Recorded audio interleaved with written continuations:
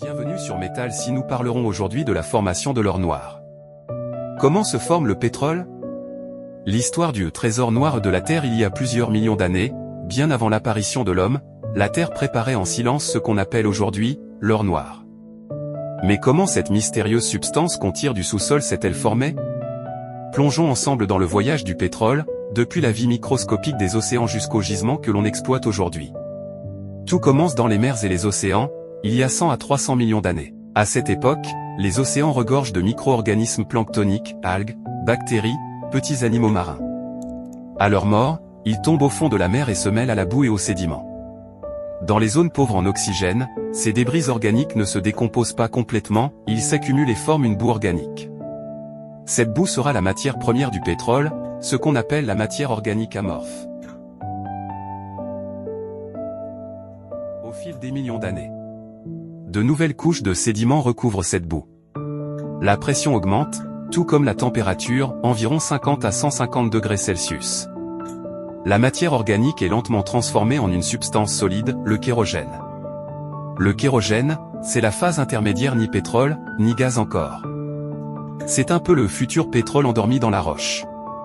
La cuisine du pétrole, la transformation en hydrocarbures. Lorsque la température atteint entre 60 et 120 degrés C, le kérogène entre dans ce que les géologues appellent la fenêtre à huile. C'est la phase de maturation. Sous l'effet de la chaleur et de la pression, le kérogène se décompose et libère des liquides hydrocarbonés, le pétrole brut, et des gaz, méthane, propane, butane, etc. Ce processus peut durer des millions d'années. Migration du pétrole. Une fois formé, le pétrole n'est pas immobile, il s'échappe lentement de la roche où il s'est formé, appelée roche-mère. Il migre à travers les fissures et les pores des roches, poussé par la pression. Il finit par se concentrer dans des zones imperméables, où il reste piégé. C'est ce qu'on appelle un piège pétrolier. Les roches réservoirs et les pièges pétroliers. 3 types de roches sont essentiels, la roche-mère, où le pétrole est formé.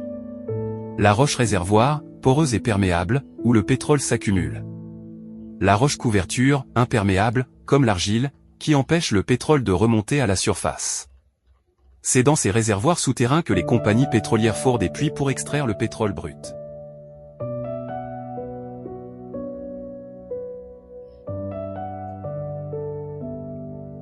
Du sous-sol à la surface.